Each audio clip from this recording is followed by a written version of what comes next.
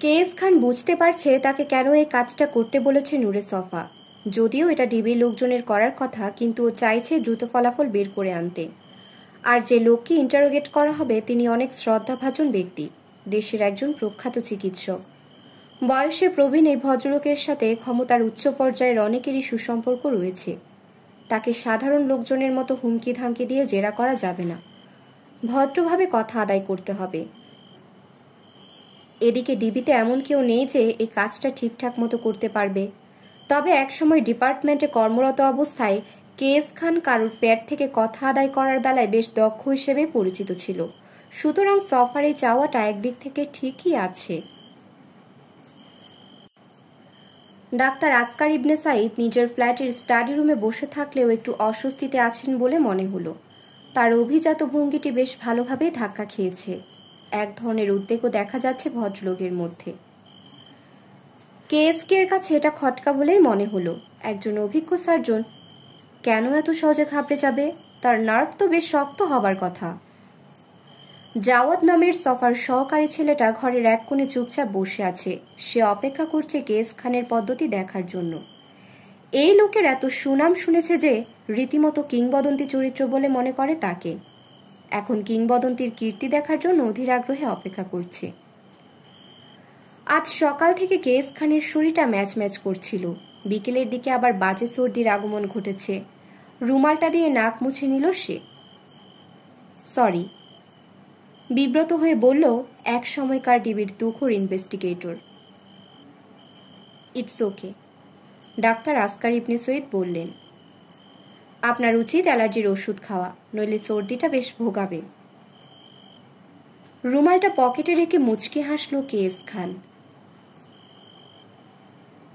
ওষুধ আমি সবই, কোনোটাই বাদ দেই না, কিন্তু কাম হয় না। আমি হইলাম ওষুধের ব্ল্যাক হোল, যেটাই খাই সব ভ্যানিশ হইয়া যায়। তারপর হে হে করে হেসে ফেলল। ডাক্তারের চেহারা দেখে মনে হচ্ছে আর সবার মতো তিনিও মিস্টার খানকে চর ভাষায় কথা বলতে দেখে অবাক হয়েছেন। আপনার কি ক্রনিক্যাল ডিজিজ রয়েছে? ডাক্তারের মতো আচরণ করার চেষ্টা করলেন মিস্টার সৈয়দ। আমারটা একটু ক্রিটিক্যাল, তির্যক হাসি দিল কেএস খান। কোনো পার্টিকুলার রোগ আমারে ভোগায় না, বলতে পারেন সব রোগী পালা কইরা আমারে ভোগায়, একটা যায় তো আরেকটা এসে হাজির। আবারও হাসল সে, তবে নিঃশব্দে। ভুরু তুললেন ডাক্তার। মানে? মানে খুব সোজা, গাল চুলকালো সাবেক ডিবি অফিসার। আমি প্রতিদিনই কোনো না কোনো রোগে ভুগি, তাই কোনোটাই বড় কিছু না, সবই সামান্য। এই ধরেন সর্দি, জ্বর, মাথা ব্যথা, ঘাড় ব্যথা। আপনার উচিত থরো চেক আপ করা। আমার পার্সোনাল ডাক্তার আছে, রেগুলার চেক আপ করি। উনি আপনার সমস্যা ধরতে পারছেন না? উনি কেন, কেউই আমার সমস্যা ধরতে পারে না। সবাই কয় আমার নাকি সব ঠিকঠাকই চলে, কিন্তু কিন্তু কি? বাদ দেন আমার কথা, আপনার কথা বলেন। আমি কি বলবো? আপনারা আমার কাছে কি চান তাই তো বুঝতে পারছি না। খোদাদাত শাহবাজ খান কয়েক মুহূর্ত চুপ থেকে কথাগুলো গুছিয়ে নিল। আসল কথায় যাওনের আগে আপনার একটু ক্লিয়ার কইরা নেই। নাকটা এবার হাত দিয়ে চুলকে নিল সে। আমি কইলাম মিসেস জুবেরির কেসটা নিয়ে তদন্ত করতাছি না, ওইটা করতাছে ডিবির সিনিয়র ইনভেস্টিগেটর নূরে সফা। ডাক্তার একটু অবাকই হলেন কথাটা শুনে, কিন্তু নিজেকে সংযত রাখলেন বাড়তি আগ্রহ দেখানো থেকে। আমি রিটায়ার্ড মানুষ, নতুন ইনভেস্টিগেটরগো ক্রিমিনোলজি পড়াই। একটু থেমে আবার বলল সাবেক ডিবি কর্মকর্তা। নূরে সফা আমারে বলল আপনার ইন্টারভিউটা যেন আমি নেই, বিষয়টা একটু ক্রিটিক্যাল তো তাই। ক্রিটিক্যাল কেন? ভুরু কুচকে জানতে চাইলেন ডাক্তার। সফা একটা কেস নিয়ে তদন্ত করতেছে। তদন্ত করতে গিয়া মুস্কান জুবেরিরে প্রাইম সাসপেক্ট হিসেবে পাইছে সে। মহিলারে অলরেডি ইন্টারোগেট করছে, ওনার কাছ থেকে অনেক কিছু জানবার পারছে। মহিলা কিছু কথা স্বীকারও করছে। একটু থেমে সামনে বসা ডাক্তারের অভিব্যক্তি বোঝার চেষ্টা করল। এখনো তার ইন্টারোগেশন চলতেছে, কিছু ইনফরমেশন ডাবল চেক করবার চাইতেছে সফা। এই কাজটা ইনভেস্টিগেশনে খুবই ইম্পর্টেন্ট, এই জন্য আপনার কাছে আসছি আমরা। দীর্ঘশ্বাস ফেললেন ডাক্তার আসকার। মুস্কানকে কি কেসে সন্দেহ করা হচ্ছে? কপাল চুলকালো কেসকে। এইটা তো এখন ডিটেইল বলা যাইব না, সংক্ষেপে মুস্কানের বিরুদ্ধে অভিযোগটা বলি আপনারে, তাইলে হয়তো সিচুয়েশনের গ্র্যাভিটিটা ধরবার পারবেন। ডাক্তারকে দৃষ্টির তীরে বিদ্ধ করে রেখেছে সে। 5 জন মানুষ হত্যার অভিযোগ আছে ওই ভদ্রমহিলার বিরুদ্ধে। লোকগুলারে নিয়ে সে কি করছে সেইটা শুনলে আপনার পিলা চমকায়া যাইব। ডাক্তার আসকার একটু চমকে উঠলেন। মানে? সেইটা আপনারে পরে বলবো, তার আগে আপনার বোঝা উচিত আমাদের কাছে মিথ্যা বললে কি হইতে পারে। নূরে সফা একটু ঘাড়তেরা মানুষ, এই 5 জন মানুষের হত্যা মামলায় আপনারেও জড়াইয়া ফেলবো সে। অভিযোগ আনবো আপনি ইচ্ছা কইরা সত্য লুকাইছেন, এমনও হইতে পারে সে দাবি কইরা বসলো আপনিও ওই মুস্কানের সাথে জড়িত। ডাক্তার ভয় না পাবার চেষ্টা করলেন। মুস্কানের শেষ ভিকটিমটা আবার প্রধানমন্ত্রীর অফিসের এক ক্ষমতাবান লোকের আপন ভাগিনা। মনে হইতাছে সে তার সর্বোচ্চ ক্ষমতা অ্যাপ্লাই করব। এবার ঢোক গিললেন ডাক্তার। স্পষ্টতই বোঝা যাচ্ছে তিনি ভরকে গেছেন কথাটা শুনে। আদালতে আপনার এগেনস্টে অভিযোগ প্রমাণ হইব কি হইব না তা তো জানি না, তয় আপনার রেপুটেশন যে নষ্ট হইব তা বুঝবার পারছি। মাথা দোলালেন আসকার ইবনে সাইদ। কথাটার সাথে দ্বিমত পোষণ করে নাকি আক্ষেপে বোঝা গেল না। আস্তে করে মাথা নিচু করে রাখলেন তিনি। তাছাড়া আপনার হাসপাতালের অনেকরে জিজ্ঞাসাবাদ করলেও অনেক কিছু জানা যাইব, কিন্তু এইটা আমি চাই না। এইটা করলে ব্যাপারটা সবাই যায় না যাইব, আমি জানি আপনি সবই জানেন, তাই ভাবলাম আপনার একটা চান্স দেয়া দরকার। কি বলেন? স্থির চোখে চেয়ে রইলেন ডাক্তার আসকার, যেন কি বলবেন সে ব্যাপারে সিদ্ধান্ত নিতে পারছেন না। এইসব ব্যাপারে যারে তারে জিজ্ঞাসাবাদ করলে খালি আপনিই না, আপনার ওই হাসপাতালেরও রেপুটেশন নষ্ট হইব। যতদূর জানি আপনি আবার হাসপাতালের একজন পার্টনারও। একটু থেমে ভদ্রলোককে আবারও দেখে নিল সে। কিন্তু আমি চাই আপনি এই জঘন্য কেসটা থেকে নিজেরে দূরে রাখেন। গভীর করে নিঃশ্বাস নিলেন ডাক্তার। মুস্কান কি বলেছে? অনেকটা অসহায়ের মতো জিজ্ঞেস করলেন তিনি। মাথা দুলিয়ে জবাব দিল কেস খান, সরি, এইটা বলা যাইব না, টেকনিক্যাল সমস্যা আছে। কপালের বাম পাশটা হাত দিয়ে ঘষতে লাগলেন ভদ্রলোক। কেস খান বুঝতে পারল ডাক্তার এখন চৌরঙ্গীর মোড়ে দাঁড়িয়ে আছেন, তাকে একটা পথ বেছে নিতে সাহায্য করা দরকার, আর সেই পথটা অবশ্যই সঠিক পথ। সমরণে যায়েন না ডাক্তার, আস্তে করে বলল কেসকে। যে মারা যায় তার লগে কেউ সমরণে গেলেও মৃত ব্যক্তির কইলাম কোনো লাভ হয় না, সমরণে যে যায় তারই ক্ষতি হয়। ডাক্তার আসকার ফ্যাল ফ্যাল চোখে চেয়ে রইলেন। আপনার জন্য কাজটা কিন্তু খুব সহজ। সপ্রশ্ন দৃষ্টিতে তাকালেন ভদ্রলোক।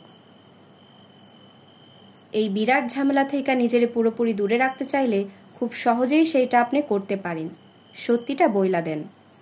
আলটিমেটলি এটা আপনি লুকায় রাখতে পারবেন না, ঘটনাটা অনেকেই জানে।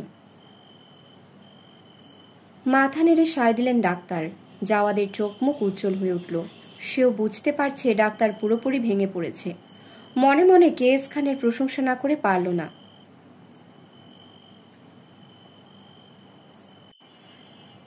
কোন সত্যটা জানতে চান? মুস্কান জবেরই চাকরিটা ছাড়লো কেন? একটু চুপ থেকে বললেন ডাক্তার। ও কেন চাকরিটা ছেড়েছে সেটা এক কথায় বলা যাবে না, একটু ব্যাখ্যা করতে হবে ব্যাপারটা। করেন, কোনো সমস্যা নাই, অভয় দিল মিস্টার খান।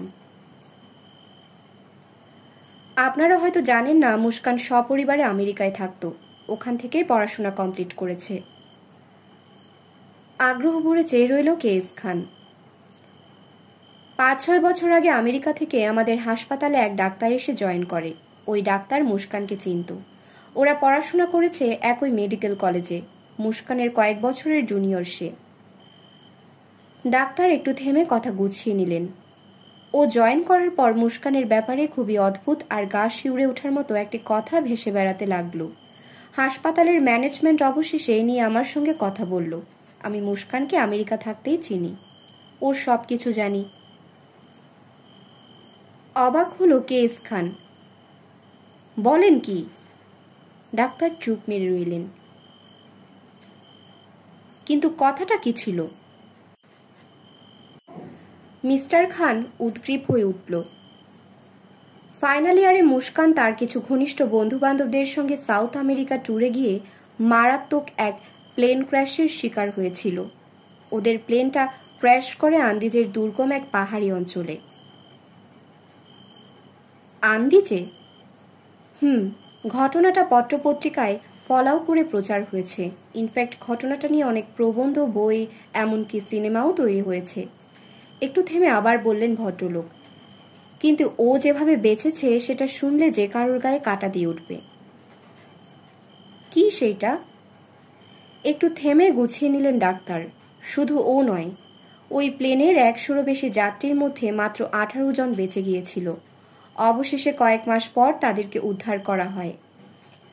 পুরো ব্যাপারটাকে আন্দিজের মিরাকল বলেই জানে সবাই। বিস্ময়কর একটি ঘটনা। ওরকম জায়গায় ওদের বেঁচে থাকার কথা নয়। তাইলে ওরা এতদিন বাঁচল কেমনে? কেএস খানের প্রশ্নে গম্ভীর হয়ে গেলেন ডাক্তার আসগার ইবনে সাইদ। মানুষ খেয়ে।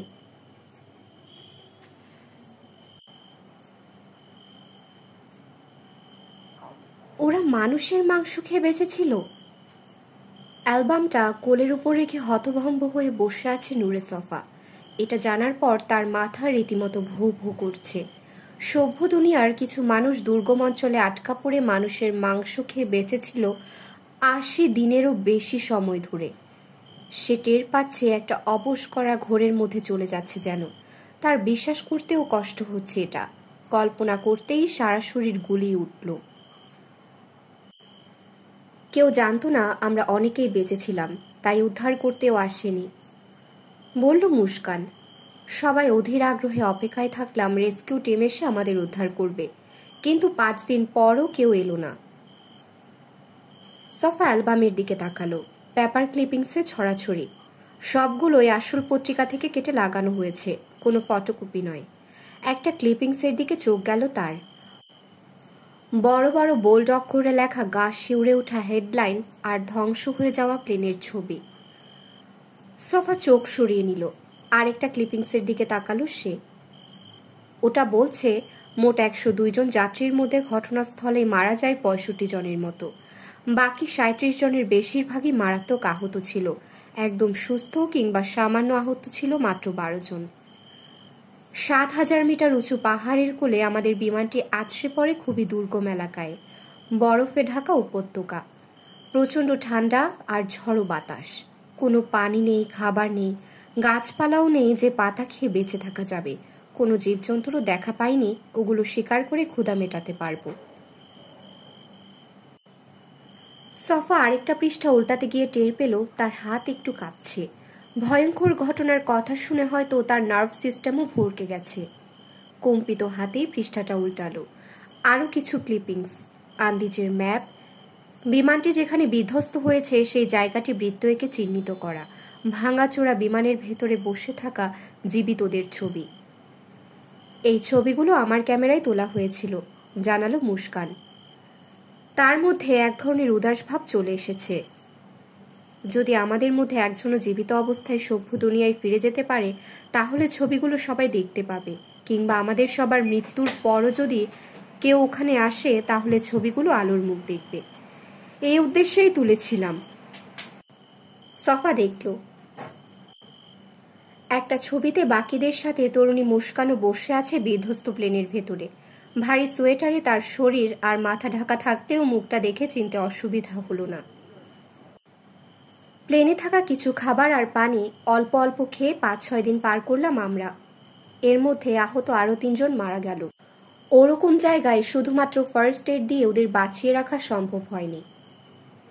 সফা মুখ তুলে তাকালো। মুস্কান জুবেরিকে ঝাপসা দেখল সে, কেমন একটা ঘোরের মধ্যে চলে গেছে। মুখ দিয়ে কোনো কথা বের করতে পারল না। 1 সপ্তাহ পর আমরা যারা বেঁচে ছিলাম তারা টের পেলাম খিদে কতটা ভয়ঙ্কর হতে পারে। না খেয়ে মৃত্যুর দিকে এগিয়ে যাচ্ছিলাম ধীরে ধীরে। সফা আরেকটি ক্লিপিংসের দিকে চোখ বুলালো। একই খবর, একই ছবি, তবে ভিন্ন ভিন্ন পত্রিকার। খিদের কাছে সব পরাজিত হয়। সবার আগে পরাজিত হয় স্বাদ রুচি, তারপর যুক্তি, বুদ্ধি, সভ্যতা, মানবিকতা। মুখ তুলে তাকালো নূরে সফা। আমাদের মধ্যে নরম্যান নামের এক যুবক ছিল। প্রথমে ওই প্রস্তাব করলো মৃত যাত্রীদের মাংস খেয়ে বেঁচে থাকতে পারি আমরা। প্রচণ্ড শীত আর বরফের মধ্যে থাকার কারণে লাশগুলো পচে যায়নি। সফা টের পেল তার পেটটা গুলিয়ে উঠছে। মৃত মানুষের মাংস, দৃশ্যটা ভাবতেও কষ্ট হলো। প্রথমে কেউ রাজি হয়নি, কিন্তু আরও 3 দিন অভুক্ত থাকার পর কথা বলা থামিয়ে দিল মুস্কান। আগেই বলেছি, খিদের কাছে সবকিছু হেরে যায়। ক্রমশ তার সামনে বসে থাকা মুস্কান জুবেরি আরও বেশি ঝাপসা হয়ে যাচ্ছে, যেন এক মায়াবী তার মায়ার জাল ছড়িয়ে দিয়েছে। চারপাশে এক ধরনের কুয়াশা, মাথাটা ঝিমঝিম করছে আগের চেয়েও বেশি। যাত্রীদের মধ্যে একজন ডাক্তার ছিল, কিন্তু সে ছিল মারাত্মক আহত। তাই ওরা সবাই সদ্য মেডিকেল থেকে বের হওয়া আমাকেই বলল, মৃত মানুষগুলোর কোন অঙ্গ প্রত্যঙ্গ খাওয়ার উপযোগী আর পুষ্টিও যোগাবে বেশি। একটু থামল মুস্কান। দিনের পর দিন আমরা মৃতদের খেয়ে বেঁচে রইলাম, অপেক্ষা করতে থাকলাম উদ্ধার পাবার জন্য। যদিও ততদিনে অনেকেই হাল ছেড়ে দিয়েছিল, বাঁচার আশা কেউ করছিল না। আরেকটা ক্লিপিংস আর ছবির দিকে তাকালো সফা। ভগ্নপ্রায় প্লেনের বাইরে এদিক ওদিক ছড়িয়ে ছিটিয়ে আছে বেঁচে থাকা কিছু মানব সন্তান। তাদের প্রত্যেকের চেহারা বিধ্বস্ত, শরীর দুর্ভিক্ষ পীড়িত মানুষের মতোই। এভাবে 1 মাস চলে গেল, কিন্তু কেউ এলো না আমাদের উদ্ধার করতে। সফা আরেকটা পৃষ্ঠা উল্টালো কম্পিত হাতে। লাশগুলো কেটে খাওয়ার উপযোগী অংশগুলো আমরা বরফের ভেতর ঢুকিয়ে রাখতাম সংরক্ষণ করার জন্য। প্লেনের ভেতরে পাওয়া ম্যাচ বক্স থেকে আগুন জ্বালিয়ে এটা ওটা পুড়িয়ে বরফ গলিয়ে খাবার পানি তৈরি করে নিতাম, কিন্তু কোনো কিছুই যথেষ্ট ছিল না। ক্রমশ বনের পশুর মতো হয়ে যাচ্ছিলাম আমরা, অভুক্ত পশু, হিংস্র আর অসভ্য। শুধু বেঁচে থাকাটাই যেন একমাত্র লক্ষ্য, আর কোনো উদ্দেশ্য নেই আমাদের সামনে। পেপার ক্লিপিংস থেকে চোখ সরিয়ে মুস্কানের দিকে তাকিয়ে রইল নূরে সফা। তার মুখে কোনো রা নেই, কথা বলার শক্তি হারিয়ে ফেলেছে সে। চোখের সামনে মুস্কানের অবয়বটি কুয়াশায় মিলিয়ে যাচ্ছে, তরঙ্গায়িত হচ্ছে। তার কথাগুলো যেন বহুদূর থেকে ভেসে আসা গুঞ্জনের মতো শোনাচ্ছে এখন। আহত রোগগ্রস্ত মানুষগুলো টিকে থাকার অনেক চেষ্টা করেও একে একে ঢলে পড়ল মৃত্যুর কোলে। তারা হয়ে উঠল আমাদের আহার। সফার বমি বমি ভাব হলো। এভাবে 2 মাস চলে গেল, কিন্তু উদ্ধারের কোনো চিহ্ন দেখতে পেলাম না। এবার প্রায় সবাই আশা ছেড়ে দিল। 3 জন সাহসী যুবক চেষ্টা করলো পাহাড় থেকে নিচে নামার। আমরা বাধা দিলাম, কিন্তু তারা ছিল বেপরোয়া, কারো কথা শুনল না। একটু থামলো মুস্কান জুবেরি। ওদের আর কোনো খোঁজ পাওয়া যায়নি। সম্ভবত ভুল পথে গিয়ে মৃত্যুবরণ করেছে, কিংবা দুর্ঘটনায় পড়ে থাকবে হয়তো। এসব কথা আর শুনতে চাইছে না সফা, কিন্তু মুখ ফুটে বলতেও পারছে না। শেষ দিকে প্রায় 2 সপ্তাহ আমরা কেউ ঘুমাতে পারিনি। সপ্রশ্ন দৃষ্টিতে তাকালো ডিবির জাদ্রেল ইনভেস্টিগেটর। তার সে দৃষ্টি ঢুলু ঢুলু। খাবার উপযোগী লাশ ফুরিয়ে গেছিল। যারা বেঁচে ছিলাম তারা মনে মনে আশা করতাম কেউ হয়তো এমন কঠিন পরিস্থিতি সহ্য করতে না পেরে মরে যাবে, আর আমরা। সফার বমি বমি ভাবটা আবারও ফিরে এলো, কিন্তু কেউ আর মরছিল না। দীর্ঘশ্বাস ফেলল মুস্কান। 2 মাসেরও বেশি সময় ধরে কঠিন পরিস্থিতিতে লড়াই করে আমরা হয়তো টিকে থাকার অসামান্য ক্ষমতা অর্জন করে ফেলেছিলাম। কোনো কিছুই আর আমাদের পরাজিত করতে পারছিল না। সফা আরেকটি পৃষ্ঠা উল্টালো। আরও 5 দিন কোনো কিছু না খেয়ে কাটিয়ে দিলাম। খিদে আমাদেরকে অসভ্যতার চরম অবস্থায় নিয়ে গেল। এক রাতে আমাদের মধ্যে একজন অন্য একজনকে হত্যা করে ফেলল। স্থির চোখে চেয়ে রইল সফা। আমরা সবাই বুঝতে পারলাম, কিন্তু এ নিয়ে কেউ কিছু বললাম না। আরও কয়েকটা দিনের আহার তো হলো। একটু থেমে উদাস হয়ে জানালা দিয়ে বাইরে তাকালো মুস্কান। ওই ঘটনার পর থেকে আমরা কেউ রাতে ঘুমাতাম না। কেউ কাউকে বিশ্বাস করতাম না। সবাই সতর্ক থাকতাম। সবাই জানতাম এরপর কি হতে চলেছে। এবার সফার দিকে তাকালো। একদল আরেক দলকে মেরে ফেলবে, নিজেদের আহার বানাবে। নূরে সফা মুখ খোলার চেষ্টা করলো, কিন্তু হাত তুলে তাকে থামিয়ে দিল মুস্কান। আপনাকে কিছু বলতে হবে না, যা বলার আমিই বলছি। একটু থেমে গভীর করে নিঃশ্বাস নিয়ে নিল আবার। আমরা সবাই উদ্ধারের আশা ছেড়ে দিয়ে শারীরিক এবং মানসিকভাবে ভেঙে পড়লাম। সবাই সবাইকে সন্দেহ করতে লাগলাম। যে কেউ যে কাউকে খুন করে খেয়ে ফেলতে পারে।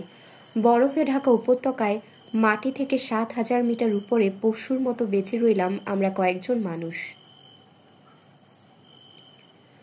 সফা আরেকটি পৃষ্ঠা উল্টালো। কিছু পেপার ক্লিপিংসের সাথে ছবিও আছে অনেক, কিন্তু স্পষ্ট করে দেখতে পাচ্ছে না। দৃষ্টি ঝাপসা হয়ে আসছে তার। অবশেষে একদিন সকালে হুট করে একটা হেলিকপ্টার দেখতে পেলাম আকাশে। সফা চোখ দুটো পিটপিট করে দেখার চেষ্টা করলো। একদল উদ্ধার পাওয়া মানুষের ছবি ভেসে উঠল তার সামনে। শেষ পর্যন্ত আমাদের 18 জনকে জীবিত উদ্ধার করা হয়।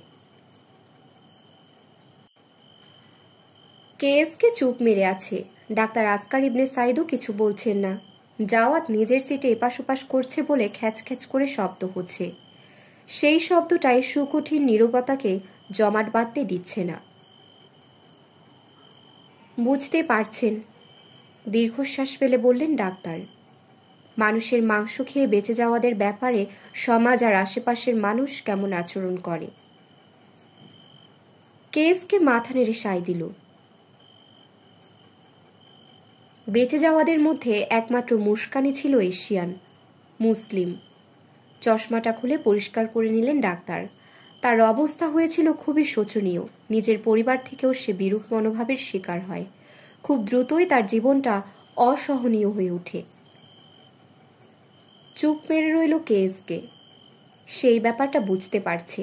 যেখানে আমাদের দেশে একজন ধর্ষী থাকেই সব অপমান আর গঞ্জনা সইতে হয়, সেখানে মানুষের মাংস খাওয়া একজনের সাথে কি আচরণ করা হবে সেটা অনুমেয়। আমেরিকায় থাকলেও নিজের কমিউনিটিতে কঠিন অবস্থায় পড়তে হয়েছে মুস্কানকে। একদম স্বাভাবিক জীবনে ফিরে যাওয়াটা আর সম্ভব হয়নি। এই কথাটা আমাদের হাসপাতালে জানাজানি হয়ে গেলে ভীষণ সমস্যা হবে। রেপুটেশনের ব্যাপার, বুঝতে পারছেন। ডাক্তারের কথায় মাথা নেড়ে সায় দিল কেস খান। তাই আমি মুস্কানকে একটা অফার দিলাম। ডাক্তার একটু কেশি নিলেন। হাসপাতালের চাকরিটা সে ছেড়ে দিয়ে একজন কনসালটেন্ট হিসেবে কাজ করতে পারে। পর্দার আড়ালে থেকে কাজ করতে কোনো সমস্যা নেই। কিন্তু মুস্কান এই প্রস্তাবে রাজি হয়নি। সে চাকরি ছেড়ে দেয়। তখন কি উনি মিস্টার জুবেরিকে বিয়ে করেছেন? এই প্রথম জাওয়াত কোনো প্রশ্ন করল। মাথা নেড়ে সায় দিলেন ডাক্তার। এই ঘটনার মাসখানেক আগে ওদের বিয়ে হয়। কথাটা শোনার পর অনেকক্ষণ চুপ মেরে রইল কেএসকে। এরকম অভাবনীয় ঘটনা শুনতে হবে সেটা ঘুণাক্ষরেও ভাবেনি। আন্দিজের এই প্লেন ক্র্যাশের উপরে দুটো বই আছে, একটা সিনেমাও বানানো হয়েছে। সিনেমাটা না দেখলেও বই পড়েছে অনেক আগে। খুবই লোমহর্ষক কাহিনী। বইটা পড়ার পর প্রায় মাসখানেক সে কোনো ধরনের মাংস খেতে পারেনি। মাংস দেখলেই তার মনে হতো নরম মাংসের কথা। একদল বিপন্ন মানুষ লাশ কেটে খাচ্ছে।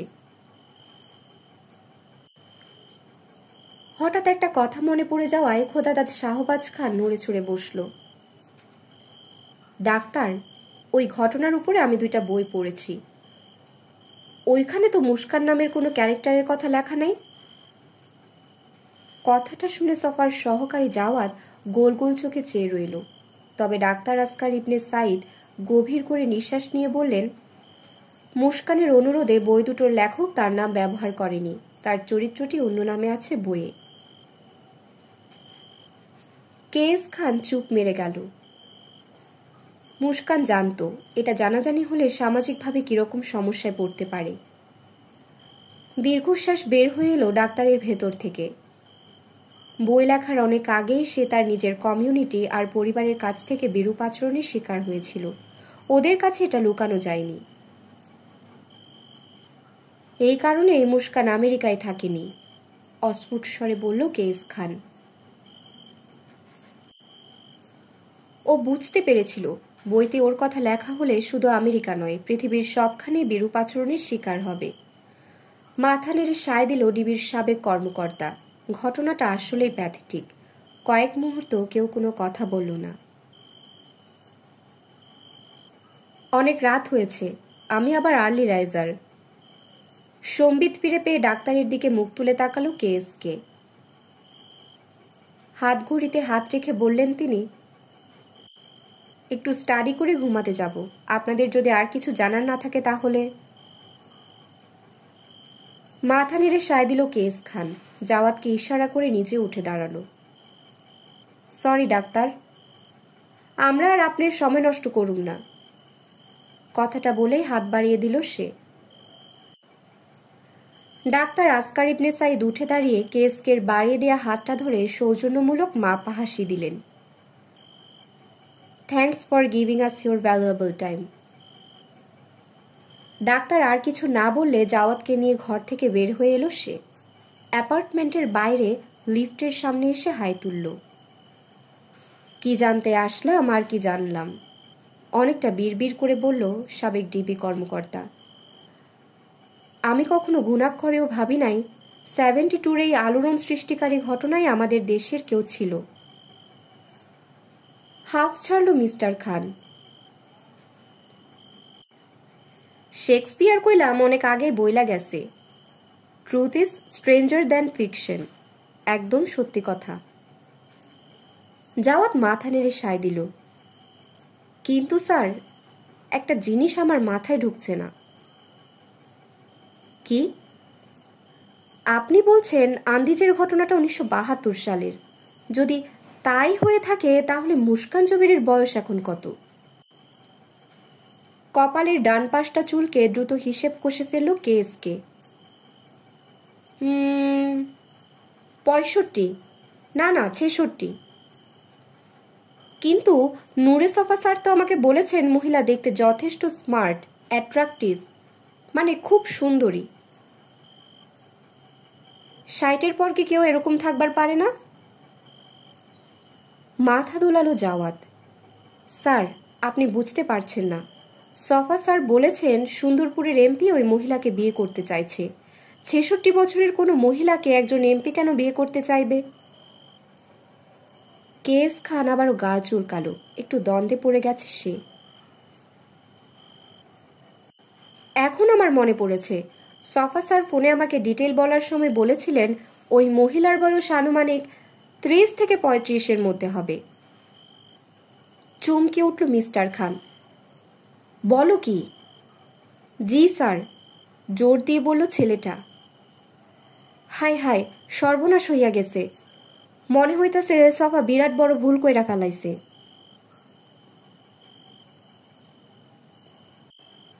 বুকের কাছে দুহাত ভাঁজ করে চুপচাপ দাঁড়িয়ে আছে মুস্কান জুবেরি। তার দৃষ্টি সামনে বসা নূরে সফার দিকে নিবদ্ধ। ডিবির জাদ্রেল ইনভেস্টিগেটর যেন আক্ষরিক অর্থেই হতবাক হয়ে আছে দীর্ঘ সময় ধরে। কোলের উপরে পেপার ক্লিপিংসের অ্যালবামটা নিয়ে বসে আছে সে। কখনো মনোযোগ দিয়ে ছবি আর নিউজগুলো পড়ছে, কখনো মুখ তুলে তাকাচ্ছে, যেন ছবির একটি চরিত্রকে সামনাসামনি পেয়ে মিলিয়ে দেখার চেষ্টা করছে বারবার। এই ঘটনাটা তো। ঢোক গিল নূরে সফা। মানে? মাতালের মতো আচরণ করছে সে। চোখ দুটো ঢুলু ঢুলু। কথাটা শেষ করতে পারল না। 1972 সালে, আস্তে করে বলল মুস্কান জুবেরি। তার ঠোঁটে দুর্বোধ্য হাসি। তখন কি আপনার জন্ম হয়েছিল? তারপর মাথা দোলালো সে। আমার তা মনে হচ্ছে না। সফা ফ্যাল করে চেয়ে রইল মহিলার দিকে। আপনার কথা বলার ক্ষমতা বোধহয় লোপ পেয়ে গেছে। স্থির চোখে চেয়ে আবারও হাসি দিল। মনে হয় না যোগ বিয়োগ করে বয়স বের করার মতো অবস্থাতে আপনি এখন আছেন। সফা ঢোক গিলল। তার দৃষ্টি এখন ঝাপসা নয়, পানিতে প্রতিফলিত হওয়া প্রতিবিম্বের মতো টলমল করছে চারপাশের দৃশ্যপট। সমস্যা নেই, আপনার সমস্ত প্রশ্নের জবাব আমি নিজে থেকেই দিচ্ছি। ভালো করেই জানি আপনার মাথায় কোন কোন প্রশ্ন ঘুরপাক খাচ্ছে। সফা আবারও নির্বাক হয়ে চেয়ে রইল। তার মনে অনেক প্রশ্ন থাকলেও অজ্ঞাত এক কারণে কথা বলতে ইচ্ছে করছে না। উঠে দাঁড়ালো মুস্কান। সফার সামনে এসে ভালো করে তাকালো তার চোখের দিকে। ডাক্তার যেভাবে রোগীর চোখ পরীক্ষা করে ঠিক সেভাবে। মনে হলো সন্তুষ্ট হয়েছে। সফা টের পেল মহিলার গায়ের গন্ধ। সেই গন্ধ মোহনীয়, মাদকতাপূর্ণ, দুর্দমনীয়। জোরে জোরে নিঃশ্বাস নিল সে। আহ! মায়াবী কণ্ঠে বলে উঠল মুস্কান। মাথাটাকে এবার একটু বিশ্রাম দিন। কি দরকার যোগ বিয়োগের হিসেব করে? বললামই তো, আমি আপনার সব প্রশ্নের জবাব দিয়ে দেব। আপনাকে কষ্ট করে কিছু বলতে হবে না, ভাবতেও হবে না। নূরে সফার মনে হলো সে বাস্তবের কোনো জগতে নেই, অপার্থিব এক জগতে, অমর্ত্যের এক অপ্সরার মুখোমুখি বসে আছে। তখন আমার বয়স ছিল 25। লাস্যময়ী হাসি দিয়ে বলল মুস্কান। কি বিশ্বাস হচ্ছে না? সফার থুতনিটা আলতো করে ধরে তার চোখে চোখ রেখে কয়েক মুহূর্ত চেয়ে রইল। স্বপ্ন বলে মনে হচ্ছে? শুধুমাত্র মুখটা একটু হা করতে পারল সফা। আস্তে করে তার সেই ঠোঁটে তর্জনী দিয়ে স্পর্শ করল মুস্কান। আরো গভীরভাবে তার চোখের দিকে তাকিয়ে রইল কয়েক মুহূর্ত, যেন বোঝার চেষ্টা করছে ডিবির ইনভেস্টিগেটরের মাথায় কোন চিন্তাটা খেলা করছে এই মুহূর্তে। আমি কে? নিঃশব্দে হাসল। আমি কে? সফা নির্বাক চোখে চেয়ে রইল কেবল। তুমি আমার সম্পর্কে অনেক কিছুই জানতে চাও, তাই না? সফা ঠোঁটে আঙুল ছোঁয়ালো সে। রবীন্দ্রনাথ এখানে কখনো খেতে আসেননি, এই নামটা নিয়ে তোমার কোনো প্রশ্ন নেই। কেন আমি এমন নাম দিলাম? সফার ঠোঁট দুটো সামান্য কেঁপে উঠল। অন্যেরা তোমাকে এ সম্পর্কে কিছু বলেছে? মাথা দোলালো আপন মনে। ওসব একদম সত্যি না। মৃদু গোঙানি দিতে পারল নূরে সফা। আহ, তুমি কিছু বলো না, যা বলার আমিই বলছি। তারপর একটু থেমে আবার বলতে লাগলো সে। আমি আসলে রবীন্দ্রনাথের ভক্ত, সেই ছোটবেলা থেকে। আমার মা খুব ভালো রবীন্দ্রসঙ্গীত গাইত, আমাকেও শিখিয়েছিল। ছায়ানটের প্রথম দিককার ছাত্র ছিলাম আমি। ৬২তে যখন পাকিস্তানি শাসক গোষ্ঠীর চোখ রাঙানি উপেক্ষা করে রবীন্দ্র জন্মশতবার্ষিকী উদযাপন করা হলো, সেই ঐতিহাসিক অনুষ্ঠানে অনেকের সঙ্গে আমিও ছিলাম। তখন অবশ্যই আমি অল্প বয়সী কিশোরী। সফার দিকে তাকালো সে। ঠিক এভাবে লক্ষ্মী ছেলের মতো বসে থাকো। কানের পাশ থেকে আবার চুল সরিয়ে নিল। এরপরে বাবার চাকরির কারণে আমরা সপরিবারে আমেরিকায় চলে যাই। সেখানে গিয়ে আমরা মা মেয়ে রবীন্দ্রচর্চা অব্যাহত রেখেছিলাম। সকালের শুরু আর রাতে ঘুমোতে যাবার আগে রবীন্দ্রসঙ্গীত শোনা গাওয়া আমাদের নিত্যনৈমিত্তিক ব্যাপার ছিল। একটু থেমে আবার বলল, তো কয়েক বছর আগে যখন সুন্দরপুরে রেস্টুরেন্ট দেব, তখন সেটার নাম নিয়ে খুব একটা ভাবিনি। রবীন্দ্রনাথের অজস্র কবিতা গান আমার মুখস্থ, তার গল্প উপন্যাসের অনেক চরিত্রই আমার প্রিয়। ওখান থেকে একটা বেছে নিতে কি আর এমন কঠিন কাজ? সফার দিকে তাকালো স্থির চোখে। সত্যি বলতে চারুলতার ঘরে বাইরে নাম দুটোই আমার প্রথম পছন্দ ছিল, কিন্তু নাম দেবার আগে একটা পাগলামি করে বসলাম। সফা বহু কষ্টে মুখ খুলতে পারল, কিন্তু জান্তব গোঙানি ছাড়া কোনো শব্দ বের করতে ব্যর্থ হলো আরেকবার। প্রচুর মজার মজার খাবার রান্না করলাম। রাতে ডাইনিং টেবিলে ক্যান্ডেল লাইট জ্বালিয়ে সেগুলো পরিবেশন করলাম সুন্দর করে। তারপর প্ল্যানচেট করে ডেকে আনতে চাইলাম আমার প্রিয় রবীন্দ্রনাথকে। একটা দীর্ঘশ্বাস ফেলল সে, কিন্তু উনি এলেন না। সত্যি সত্যি উদাস হয়ে গেল মুস্কান। কেন এলেন না জানো? সফার দিক থেকে কোনো সাড়া পাওয়া গেল না। বাঁকা হাসি দেখা গেল রহস্যময়ী ঠোঁটে। আমি ওনার সম্পর্কে এত কিছু জানতাম আর এটা জানতাম না, উনি খাওয়া দাওয়ার ব্যাপারে একদম অমনোযোগী ছিলেন। উনি মনে করতেন খাওয়া দাওয়া করার সময়ের অপচয় ছাড়া আর কিছু নয়। তার চেয়ে বড় কথা, আমার বানানো খাবারগুলো প্রায় সবই ছিল ননভেজ। মাথা দুলালো ডাক্তার মুস্কান। রবীন্দ্রনাথ মধ্যবয়সের পর ভেজিটেরিয়ান হয়ে গেছিলেন, তাই আমার মিনতি সত্ত্বেও উনি আর এলেন না। সেজন্য মনের দুঃখে এমন নাম দিয়েছি। কথাটা তো সত্যি, তাই না? নির্বাক সফার দিকে তাকালো সে। তুমি বিরক্ত হচ্ছ? এসব গল্প শুনতে ভালো লাগছে না? আক্ষেপে মাথা দোলালো। Oh sorry. এবার উঠে দাঁড়ালো মুস্কান। তুমি আসলে শুনতে চাও ওদের আমি কি করেছি, তাই না? তাকে একটু উদাস দেখালো। তাহলে মন দিয়ে শোনো, প্রথম জনকে আমি এখানে ডেকে আনিনি, ও নিজের আগ্রহেই চলে এসেছিল। চমৎকার মানুষ ছিল। রবীন্দ্রনাথে খাওয়ার পর আমার সাথে দেখা করলো, অনেক প্রশংসা করলো। সুযোগ পেলে কাউকে কিছু না বলে চলে আসতো এখানে। ধীরে ধীরে আমাদের মধ্যে একটা সম্পর্ক গড়ে উঠল। একদিন এই যে এখানে, ঘরের চারপাশে চোখ বুলালো সে। আমরা গল্প করছিলাম, পূর্ণিমা ছিল সেটা, বাইরে জ্যোৎস্না। ওর মধ্যে কি যে হলো, চোখ বন্ধ করে ফেলল মুস্কান। আমিও সাড়া দিলাম, একজন আরেকজনকে পাবার জন্য পাগল হয়ে গেলাম। সফার দিকে কেমন করে তাকালো, কিন্তু ওর নগ্ন শরীর, ওর গন্ধ আমাকে এলোমেলো করে দিল মুহূর্তে। ওর সাথে মিলিত হবার আগ্রহ হারিয়ে ফেললাম।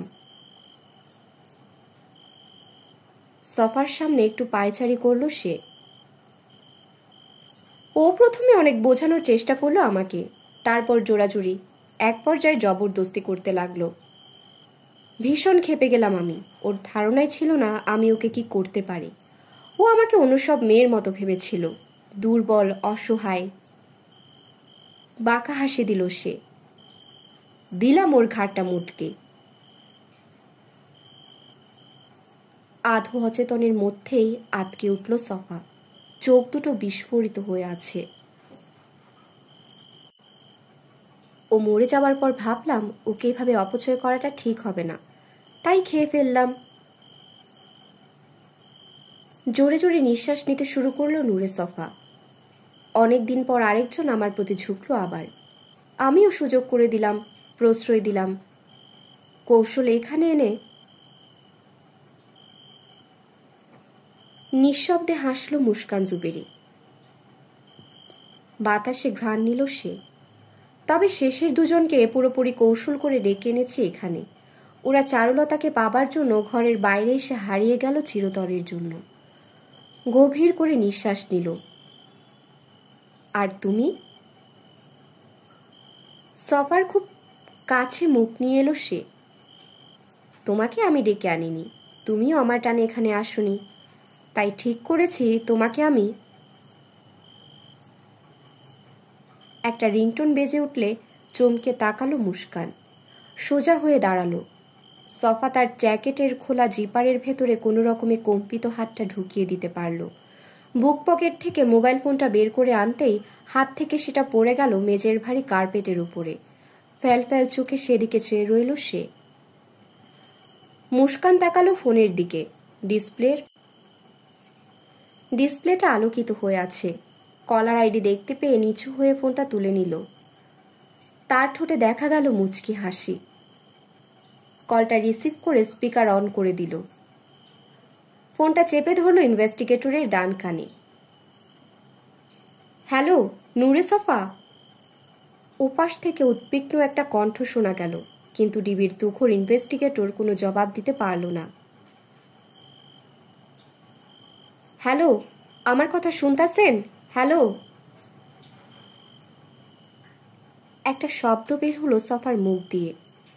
তার যে ভারী হয়ে গেছে, কথা বলতে গেলে গোঙানি বের হচ্ছে এখন।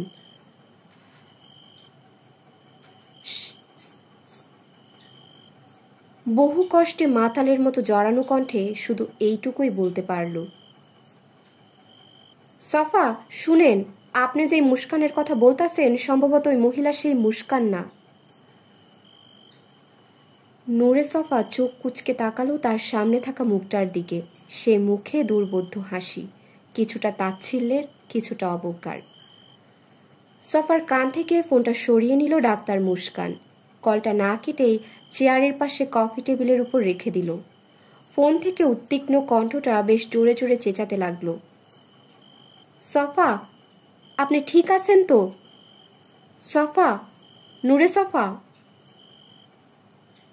ঢুলো ঢুলো চোখে পাশ ফিরে ফোনের দিকে তাকালো ডিবির ইনভেস্টিগেটর, কিন্তু হাত বাড়িয়ে ফোনটা ধরার ক্ষমতা তার নেই।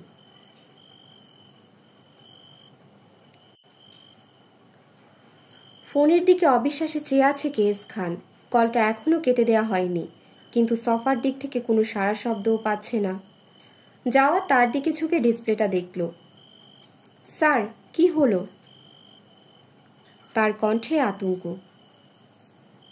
সফা তো কোনো রেসপন্স করতেছে না, চিন্তিত ভঙ্গিতে বলল কেএসকে। আর কোনো কথা না বলে ফোনটা জাওয়াদের হাতে দিয়ে দিল সাবেক ডিবি কর্মকর্তা। ছেলেটা কানে ফোন চেপে বলতে লাগলো, স্যার, স্যার, আমি জাওয়াদ স্যার। ফ্যালফ্যাল চোখে ছেলেটা তাকালো কেএস খানের দিকে। কইলাম না কোনো রেসপন্স করতেছে না, অনেকটা বিড়বিড় করে বলল ক্রিমিনোলজির শিক্ষক। সফা স্যার কিছুই বলেননি? মাথা দোলালো সে। তাহলে ফোনটা কে রিসিভ করেছে? ছেলেটার দিকে তাকালো সাবেক ইনভেস্টিগেটর। কলটা কাটছেন তো নাকি? ওহ সরি, কলটা কেটে দিয়ে জানতে চাইল জাওয়াত। এখন তাহলে কি করব আমরা? বুঝবার পারতাছি না, চিন্তিত ভঙ্গিতে বলল মিস্টার খান।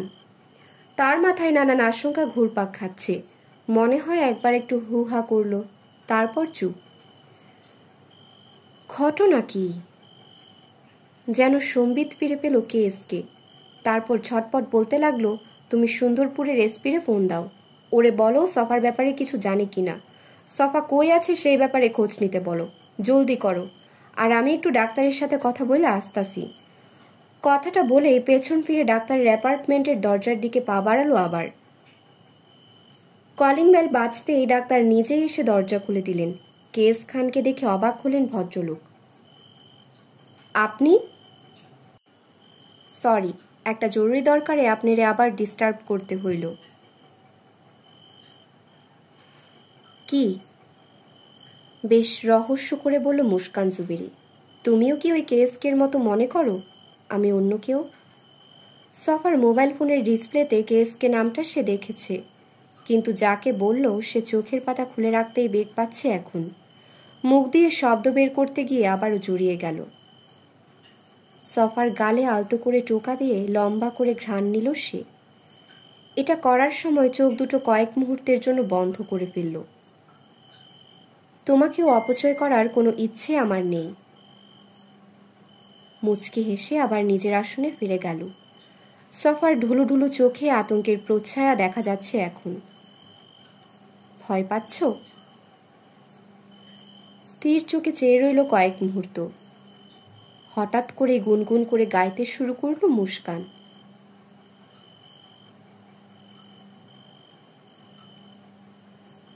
গানটা থামিয়ে গভীর করে নিঃশ্বাস নিল।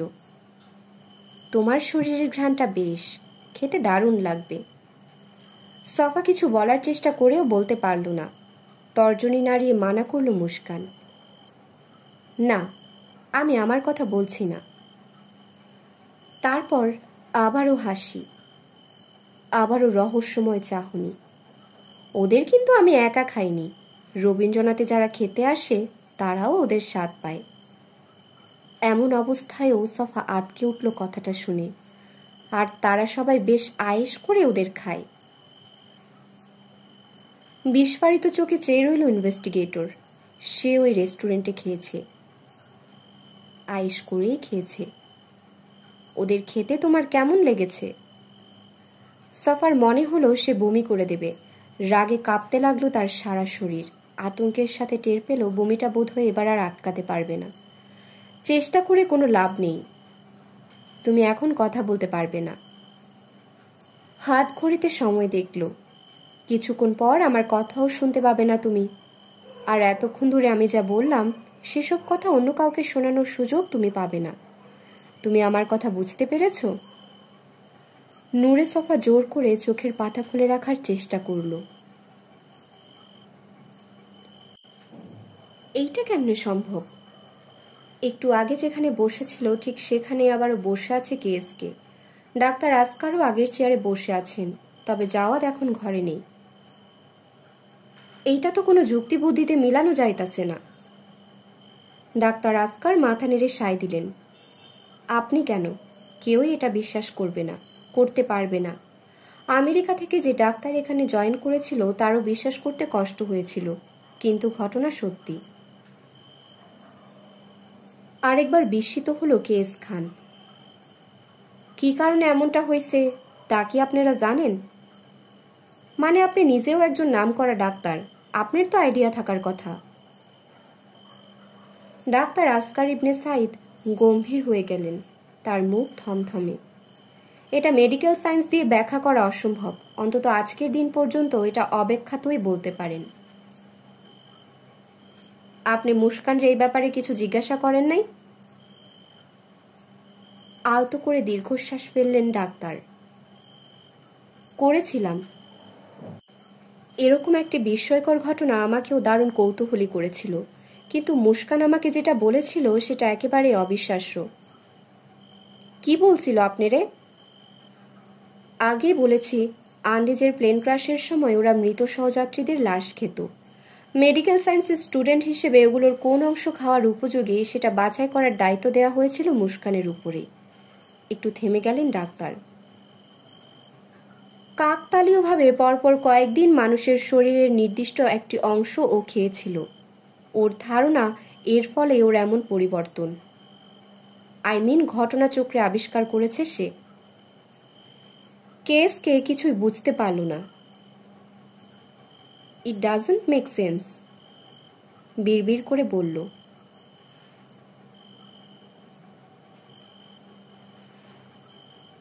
মাথা নেড়ে সায় দিলেন আসকার ইবনে সাইদ।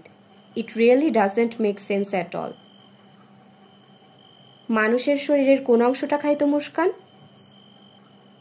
কেএসকের দিকে তাকালেন ডাক্তার। বুঝতে পারছেন ভদ্রলোক আগ্রহের পারদ সর্বোচ্চ সীমায় পৌঁছে গেছে। ও সেটা কখনো কাউকে বলেনি। দীর্ঘশ্বাস ফেললেন তিনি। সম্ভবত এ জীবনে কখনো কাউকে বলবেও না। মিস্টার খান স্থির দৃষ্টিতে চেয়ে রইল। এই সিক্রেটটা সে কি কারণে কারোর সাথে শেয়ার করে না জানেন? কেএসকে মাথা নেড়ে সায় দিল। একটা মারাত্মক বিশৃঙ্খলার জন্ম দিব। সভ্যতা আর সভ্য থাকব না, মানুষ হইয়া যাইব অসভ্য, পশু, ঠিক যেমনটা ছিল আদিম যুগে। একটু থেমে আবার বলল, ঠিক আদিমও না, তার চায়াও বর্বর, একে অন্যরে খাওনের জন্য। আর বলতে পারল না। একটা দীর্ঘশ্বাস বেরিয়ে এলো তার ভেতর থেকে। সবাই চিরযৌবন চায়। ডাক্তার আসকার ইবনে সাইদ চোখ বন্ধ করে ফেললেন। কতগুলো দৃশ্য ভেসে উঠল তার মনের পর্দায়। মৃত্যু ভয়ে কাতর একজন মানুষ তার সবচাইতে ঘনিষ্ঠ বন্ধুর কাছে নিজের গোপন ভীতিটার কথা জানালো একদিন। ক্রমশ বার্ধক্যের চোরাবালিতে তলিয়ে যাচ্ছে, এগিয়ে যাচ্ছে মৃত্যুর হিমশীতল গহ্বরের দিকে। কিন্তু সে বাঁচতে চায় আরও অনেক বছর। এই পৃথিবী ছেড়ে চলে যেতে বড্ড ভয়। আজকাল মৃত্যু চিন্তা তাকে দিনরাত ব্যতিব্যস্ত করে রাখছে। সব শুনে মুস্কান পরম মমতায় বন্ধুর হাত দুটো ধরে সহমর্মিতা জানালো। এই পৃথিবীতে আমার বন্ধু বলতে শুধু তুমি। সেই তুমি চলে গেলে যে আমি বড্ড একা হয়ে যাব। আলো আধারের একটি ডাইনিং রুম, বিশাল একটি টেবিল, দুজন মানুষ চুপচাপ খেয়ে যাচ্ছে। কেউ কিছু জানতে চাইছে না, কেউ কিছু বলছেও না, যেন নীরবতার এক অলিখিত চুক্তিতে আবদ্ধ তারা। এরপর থেকে নির্জন জমিদার বাড়িটি হয়ে উঠল মৃত্যু ভয়ে পর্যুদস্ত বৃদ্ধ মানুষটির নিয়মিত গন্তব্য, আর আলো আধারির ডাইনিং রুমটা তার গোপন তীর্থস্থান। অনেকক্ষণ পর চোখ খুললেন ডাক্তার। দেখতে পেলেন কেস খান গভীর মনোযোগের সাথে চেয়ে আছে তার দিকে। মানুষ সবসময়ই চিরযৌবন লাভের আশায় মরিয়া, ধীর কণ্ঠে বললেন তিনি। সভ্যতার শুরু থেকে সে এই চেষ্টাটা করে আসছে। এখনো এ নিয়ে বিরাট গবেষণা করছে হাজার হাজার বিজ্ঞানী, কিন্তু তারা কেউই জানে না মানুষের শরীরের ভেতরে লুকিয়ে আছে চিরযৌবন লাভের সেই অমৃত। হতবুদ্ধিকর দেখালো কেএস খানকে। ডিজাইনড বাই মাদার নেচার, গম্ভীর মুখে বললেন ডাক্তার। আর এমনভাবে এটা করা হয়েছে যৌবন দীর্ঘায়িত করতে চাইলে পুরো হিউম্যান রেসটাই বিলুপ্ত হয়ে যাবার সম্ভাবনা দেখা দেবে, একটা বিশৃঙ্খলার জন্ম দেবে। কয়েক মুহূর্ত চুপ থেকে আবার বললেন তিনি, মুস্কানিটা ভালো করেই জানে। অবিশ্বাস্য শোনালেও কেসকে বোঝার চেষ্টা করল। মানুষের শরীরের ভেতরে জীবন রক্ষাকারী উপাদান রয়েছে, আর সেটা প্রমাণিত। বোন ম্যারো ট্রান্সপ্ল্যান্ট থেকে শুরু করে অঙ্গ প্রত্যঙ্গ, এমনকি রক্ত অন্য মানুষের জীবন রক্ষা করে থাকে। হয়তো চিরযৌবন লাভের উপাদানও মানুষ নিজের শরীরে বয়ে বেড়াচ্ছে, কে জানে। ডাক্তার, অনেকক্ষণ চুপ থেকে বলে উঠল সে। একটু চমকে তাকালেন আসকার ইবনে সাইদ। আন্দিজের পরও কি মুস্কান জুবেরি? কথাটা শেষ করতে না পারলেও সাবেক ইনভেস্টিগেটরের প্রশ্নটা কি বুঝতে পারলেন তিনি। তাইলে কি ওই 5 জন মানুষরে? মাথা নিচু করে ফেললেন ভদ্রলোক। বাম হাত দিয়ে কপালটা আলতো করে ঘষতে লাগলেন তিনি। এটা আমি জানি না, শুধু জানি মানুষের ওই বিশেষ প্রত্যঙ্গটির প্রতিও অ্যাডিক্টেড হয়ে পড়েছে। এটা যে ওকে যৌবন ধরে রাখতে সাহায্য করছে সেটা তো প্রমাণিত। অন্তত মুস্কানের কোনো সন্দেহ নেই এতে। কেএস খানের কপালে ভাঁজ পড়ল। সভ্যতার ইতিহাসে এরকম ঘটনা প্রচুর আছে। ক্যানিবালিজম এক ধরনের বিকৃত নেশা, মানসিক সমস্যাও বটে। হয়তো এ কারণেই কিছু অসভ্য জাতি ছাড়াও সভ্য জগতের অনেকেই সঙ্গোপনে এটার চর্চা করে থাকে। কদিন আগেও পাকিস্তানে 2 ভাইকে কবর থেকে লাশ তুলে রান্না করে খেয়ে ফেলার জন্য মৃত্যুদণ্ড দেওয়া হয়েছে। 70-এর দশকে ঢাকার আজিমপুর কবরস্থানের নরমাংসভোজী জলিল বেশ আলোচনায় চলে এসেছিল। লাশের কলিজা খাওয়া ছিল তার নেশা। এরকম অনেক ঘটনার কথা সে জানে। প্রায় সব দেশেই আছে এমন কিছু মানুষ। আন্দিজে আটকা পড়ার সময় তারা সবাই যখন 2 মাসের মতো নরমাংস খেতে বাধ্য হয়েছিল, তখন কিন্তু মুস্কান এটা বুঝতে পারেনি। মানে চিরযৌবন লাভের কথা বলছি। ওই অঙ্গটি খাওয়ার পর দারুণ এনার্জি পেয়েছিল সে। প্রচণ্ড শীত আর কষ্টের মধ্যে তাকে এক ধরনের প্রশান্তি দিয়েছিল। ও আমাকে বলেছে ওটা খাওয়ার পর নাকি তার নার্ভ খুব শক্ত হয়ে যায়। একটু থামলেন ডাক্তার। তবে উদ্ধার পাবার অনেক পরে সে আবিষ্কার করে তার মধ্যে একটি পরিবর্তনও ঘটে গেছে। জিজ্ঞাসু দৃষ্টিতে তাকালো কেএসকে। পরিবর্তন? কোনো পরিবর্তন না হওয়া। ও, দীর্ঘ 40 বছরে তার মধ্যে যে পরিবর্তন হয়েছে সেটা খুবই কম। বলতে পারেন তার বেলায় ওটা খুব ধীর গতির হয়ে গেছে। 40টি বসন্তের পরিবর্তে মাত্র 7-8টি বসন্তের পরিবর্তন হয়েছে তার শরীরে।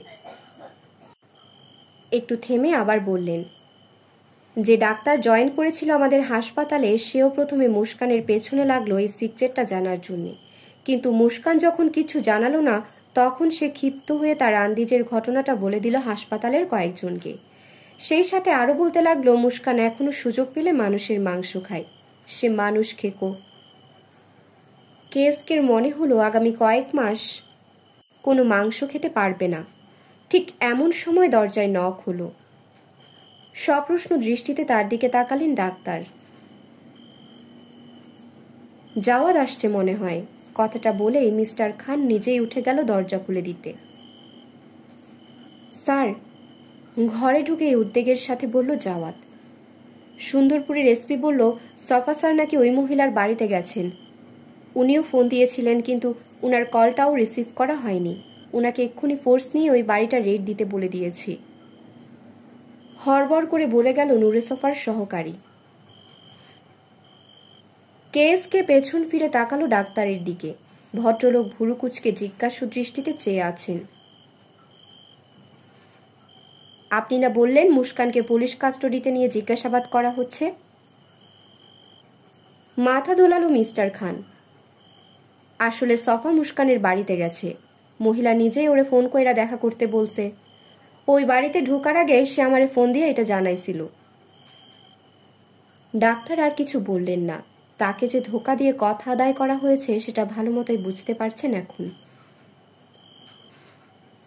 আমার মনে হয় আপনারা এখানে সময় নষ্ট না করে ওই লোককে বাঁচানোর চেষ্টা করলে বেশি ভালো হয়। কেসকে টের পেল তার গায়ের পশম দাঁড়িয়ে গেছে। মুস্কান কোনোভাবেই ধরা দেবে না, মরে যাবে, তবুও না। উদ্বিগ্ন হয়ে উঠে দাঁড়ালো খোদাদাত শাহবাজ খান। হয় সে আপনার ওই লোককে মেরে ফেলবে, নয়তো সে নিজে মরবে।